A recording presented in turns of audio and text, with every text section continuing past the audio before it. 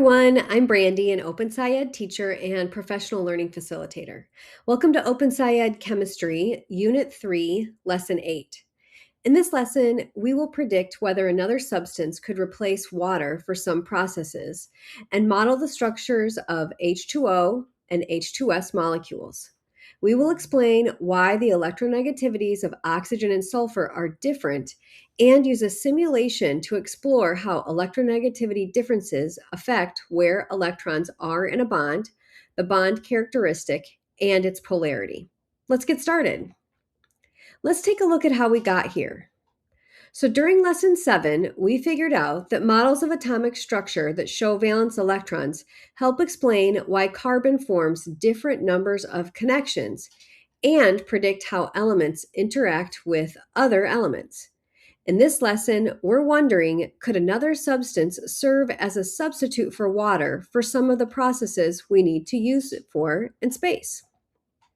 Here's the lesson at a glance. This investigation takes place over 2 days, but there's a lot of really important information in this lesson, so I wouldn't rush it and plan on 3 days. The teacher's guide says about 20 minutes of materials preparation is required, but I think you'll probably spend closer to an hour. You'll certainly need more time than that so that you can preview the student-facing video called Inverter Magnet Model of a Bond. You'll also need to prep the 3D molecular model components. And you'll need to prepare the MEF panels that you'll add to the MEF poster. Your students will need to access their devices so that they can use the molecule polarity FET simulation. It's best if you click through the slide deck in part 9 and follow the directions for the simulation ahead of time so that you can answer your students' questions as well. There are 3 parts in this lesson. Let's see what's happening in each.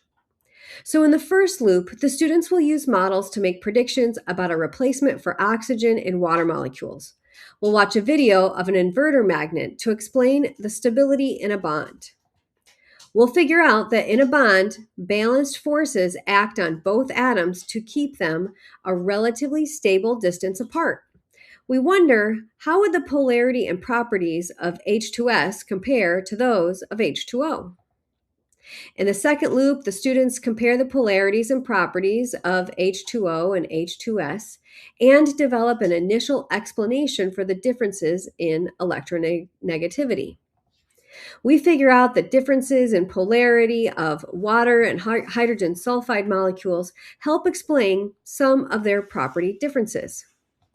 We also figure out that electronegativity is a measure of how strongly a nucleus is attracted to shared electrons. Greater electronegativity equals stronger attraction. We wonder, what is so different about oxygen and sulfur atoms that could explain the electronegativity differences? The third loop has many important parts, so it may take a little longer time than written. Students will develop initial explanations regarding how nuclear charge and atomic radius contribute to electronegativity. They will make predictions using model sets and explore a simulation about the continuum of polarities and their corresponding bond types. You'll update the MEF triangle poster with some side panels that represent our new thinking about matter and forces. Finally, the students will construct an explanation about their understanding of the differences in molecular polarity of water and hydrogen sulfide. We figure out that atoms of elements with more electron shells are larger. The size of the atom is called the atomic radius. We also figure out electronegativity is affected by an atomic's radius and the amount of charge. We wonder if there are substitute substances that can use some of the processes that we need for living and working in space. So we figured out differences in molecular polarity, such as those between water and hydrogen sulfide, help explain differences in their physical and chemical properties. Electronegativity is an atom's attraction to shared electrons, and it's influenced by atomic radius, electron shells, and nuclear charge. And now for a few key moments. Water is an essential substance that we know we're going to need for many processes if we want to live and work in space. Since we know that water is limited, we're wondering if there's something that has a similar structure to water that would have similar properties and could maybe serve as a substitute for water in some processes. This brings us to the key moment in part 3. Your students will get the chance to watch a video demonstration showing an inverter magnet model of a bond. The key takeaway is that the balance force interactions of repulsion between the nuclei and attraction shared electrons exist to cause the two bonded nuclei to remain in a stable state at certain distance from each other. You'll capture this publicly by adding a panel to the right of the forces on the MEF triangle that says, in a bond, balance forces act on both atoms to keep them relatively stable distance apart.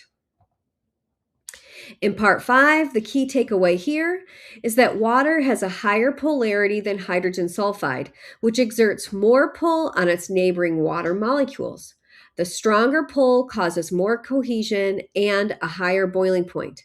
This also makes water better at dissolving substances because it exerts more pull on oppositely charged particles nearby. In part 6, starts by defining electronegativity as a measure of how strongly a nucleus is attracted to shares electrons. Greater electronegativity corresponds to stronger attraction. Students will then complete individual exit tickets. They should be able to articulate the key idea that sulfur has one more electron shell than oxygen, which makes it bigger, and it has more protons and electrons. And the amount of positive charge contributes to the difference in electronegativity, which may be related to its polarity. The key moment in part 8 is the introduction of the atomic radius with respect to electronegativity. Greater charge would produce stronger forces, and greater distance would weaken the forces. You'll make a connection back to Coulomb's law from our lightning unit. The effect of the distance r on the force is greater than the effect of charge because r is squared. So using these atomic radii, 100 squared or 10,000 is more than twice as great as 60 squared or 3,600. So the effect of the atomic radius is greater than the effect of charge, which is only doubled from 8 to 16. The key moment in part 9 is there's actually really two key moments because there's two different ways for students to visualize how the differences in electronegativity might affect the bonded electrons. First, in the physical model with the two atoms bonded and a clothespin to represent the two electrons that are shared between the atoms in the bond. Students will make predictions about where the bonded electrons will be found relative to the two nuclei. The second part is the PhET simulation called molecular polarity that will allow students to test their physical predictions with the simulation. Now for the key moment in part 10. After you students have had a chance to use the simulation, you'll name the differences in bond character extremes. Covalent, meaning equally shared, and ionic, the attraction between two oppositely charged ions. This screenshot from the simulation nicely shows the character continuum, the three broad categories that the scientists use to distinguish how the shift there is in the electrons and the range of the electronegativities for each category. You'll capture these ideas publicly by adding a panel to the left of matter on the MEF triangle that says electronegativity differences shift electrons in a bond, and add an arrow to this panel from the one that you added earlier in part 3. So where do we go from here?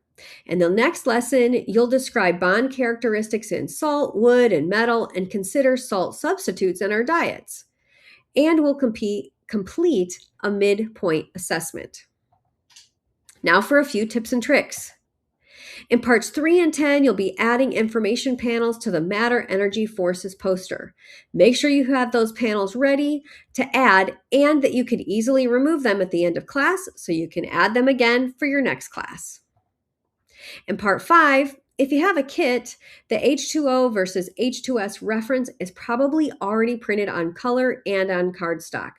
If not, it's okay for you to print it in black and white as long as you can show the corresponding slide that has the color images to help show the polarities. In the first half of Part 9, you'll want to prepare the 3D molecular model set in small clear container or bag with the following structures inside for each pair of students in your largest class. You'll need 2 mini clothespins, and then from a molecular modeling kit, 2 white atoms, 1 red atom, and 2 long links or connectors. I didn't have any mini clothespins, so I just used paper clips instead, and they worked just fine. I also printed slide R, shown here, for each of my students to record their ideas on. I had them color the sulfur atom yellow and the oxygen atom red. We left the hydrogens white.